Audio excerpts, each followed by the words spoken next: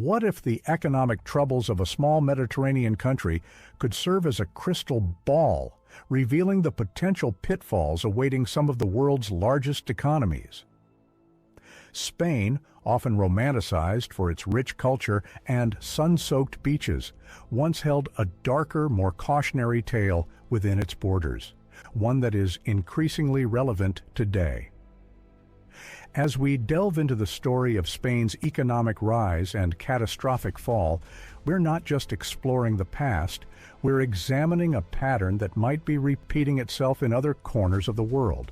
Could it be that the lessons learned, or perhaps not learned, from Spain's crisis are the very warnings we need to heed today? In the early 2000s, Spain was the poster child of economic success in Europe, with rapid growth and booming real estate markets.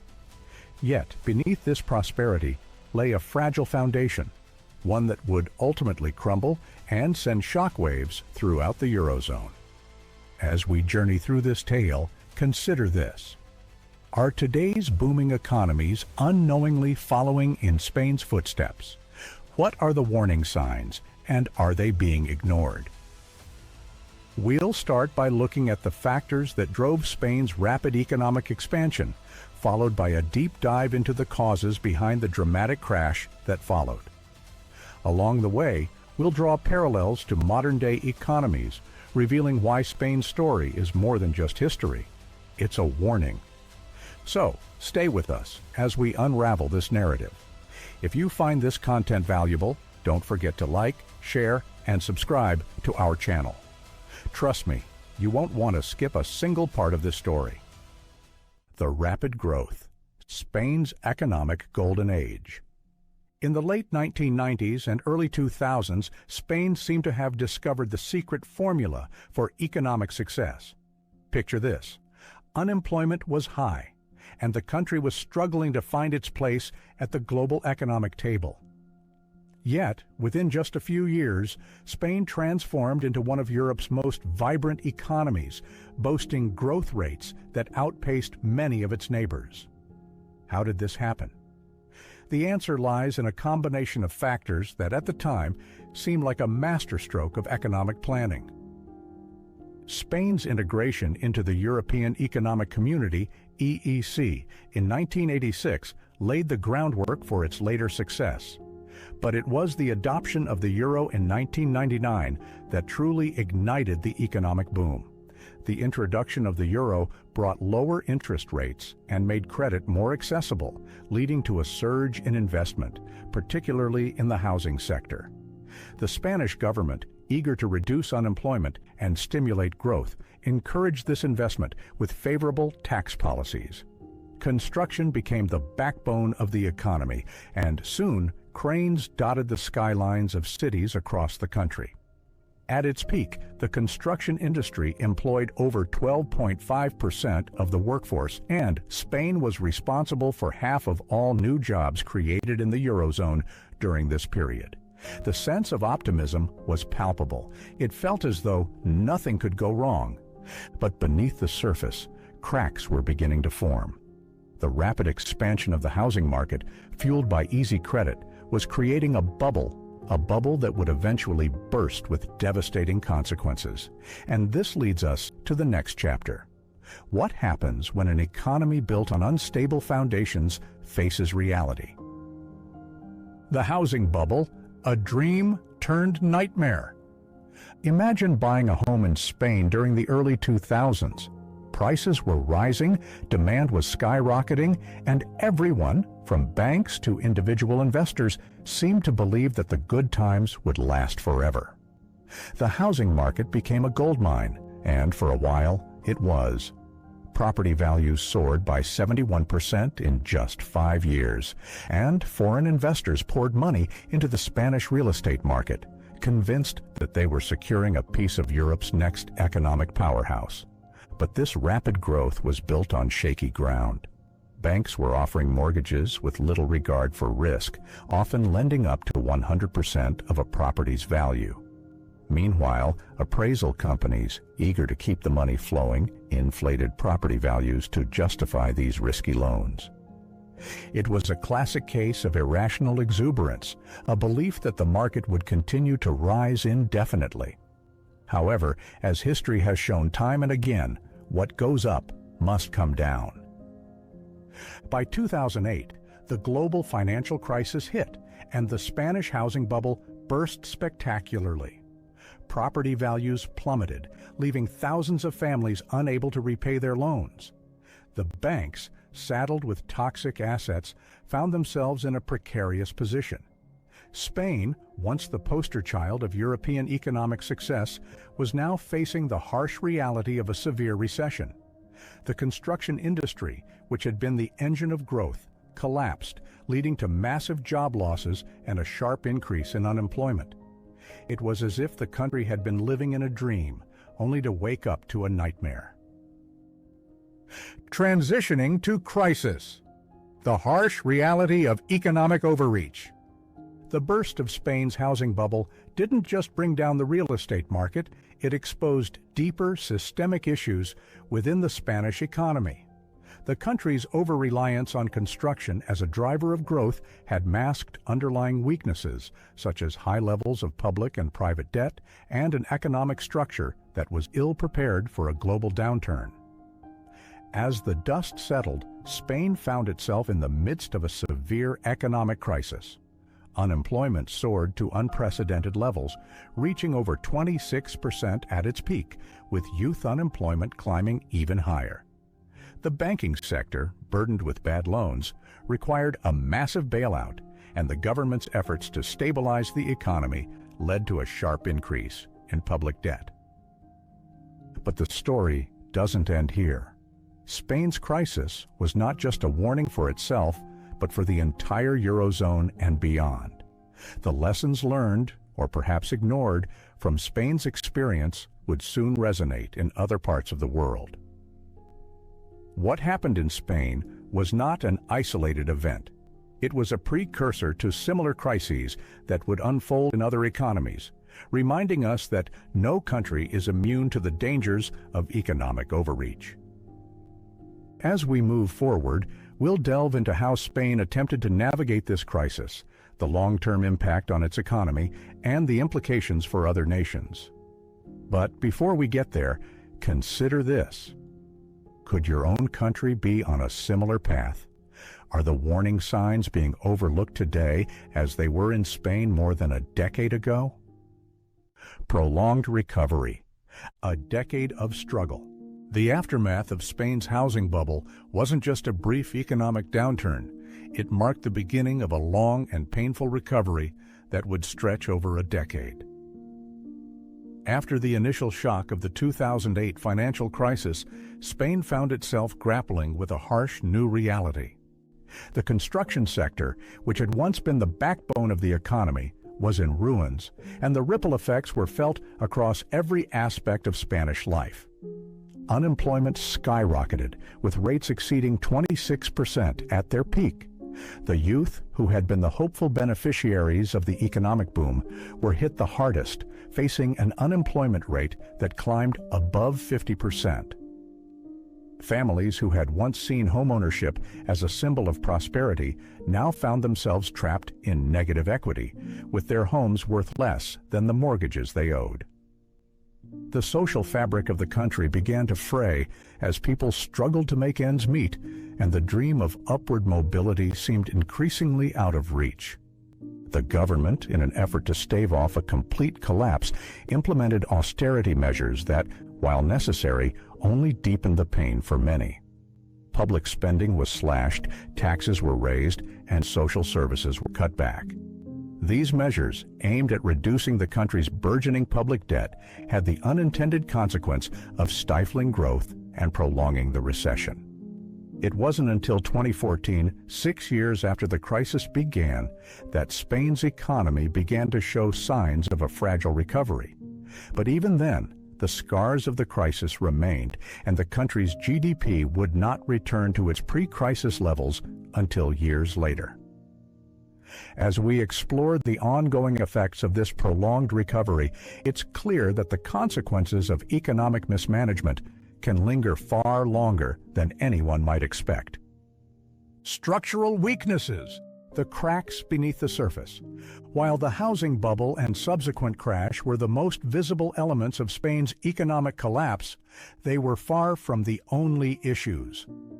The crisis exposed deep-seated structural weaknesses within the Spanish economy that had been overlooked during the boom years. One of the most significant of these was the country's reliance on a decentralized fiscal system, which, while designed to promote regional autonomy, also created a fragmented and often opaque financial landscape.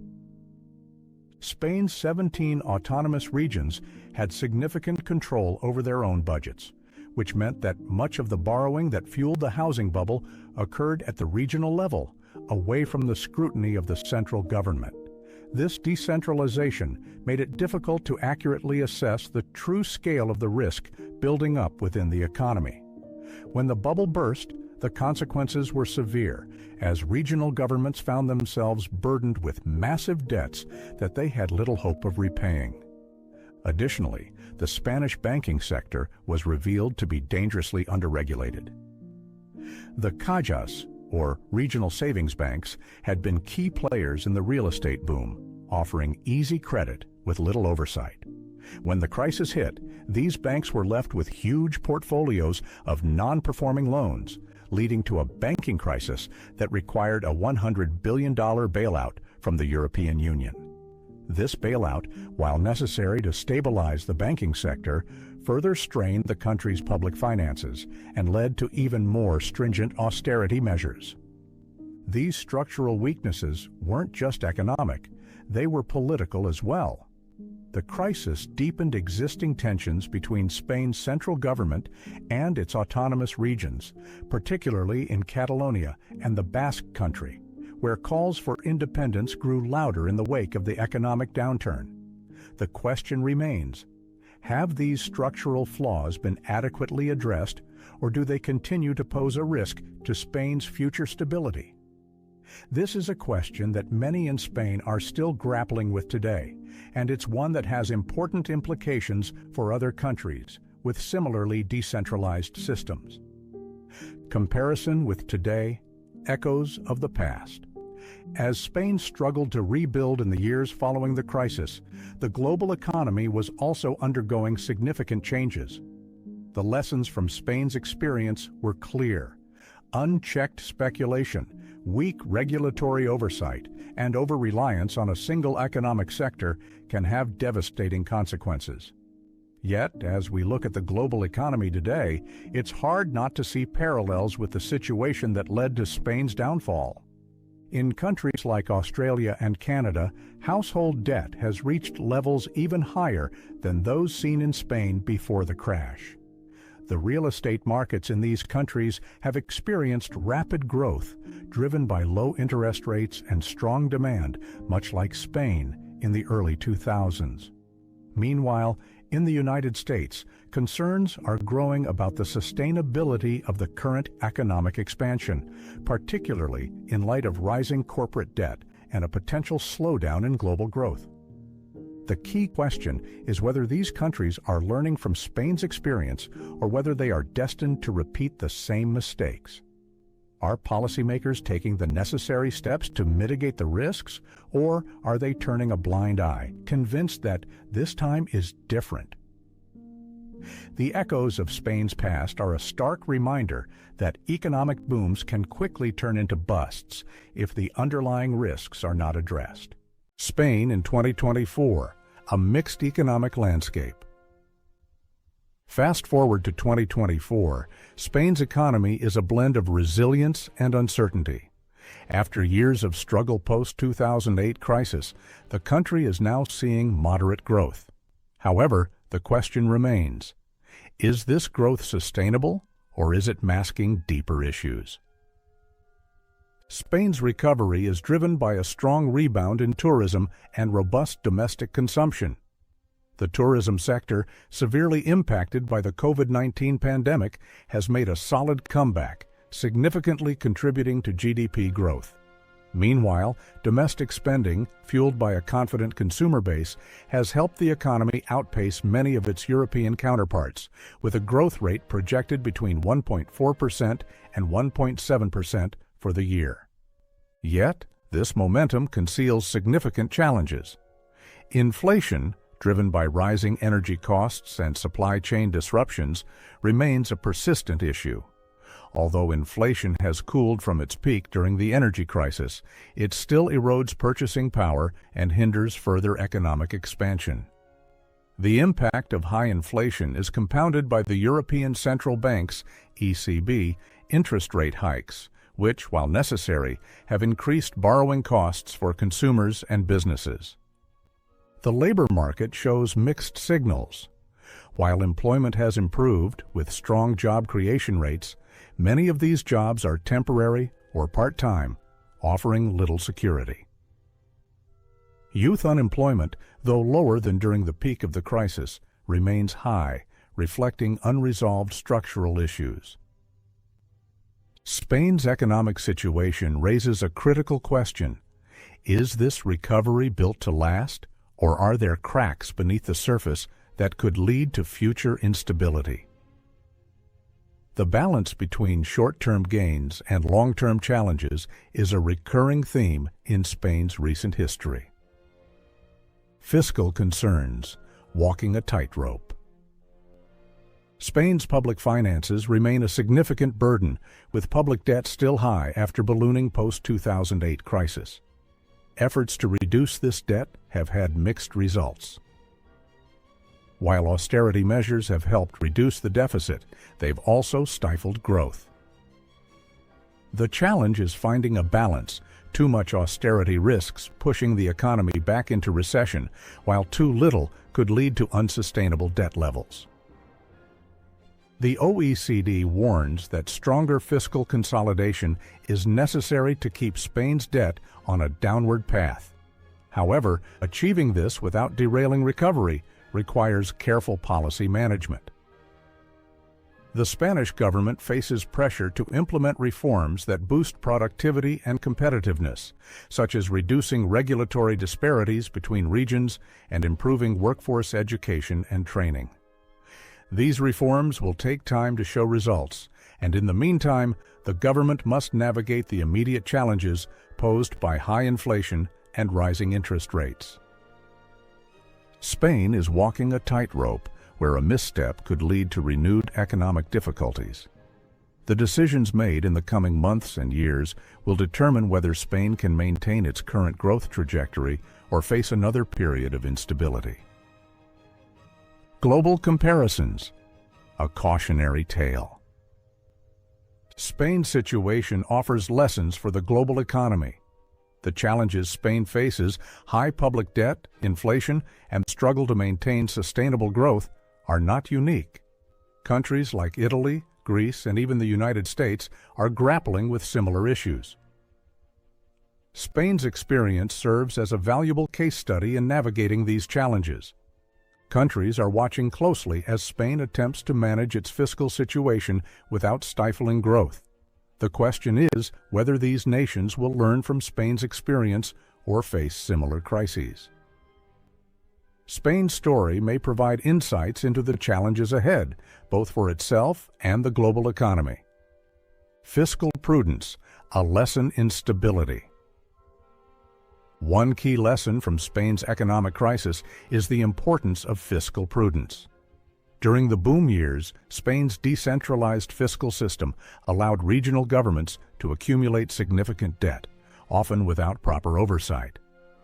This lack of coordination led to financial vulnerabilities that were not fully understood until it was too late. The takeaway for other nations is clear. Maintaining a balanced budget and avoiding excessive debt is crucial for long-term stability. Governments need to implement strong fiscal policies that ensure transparency and accountability.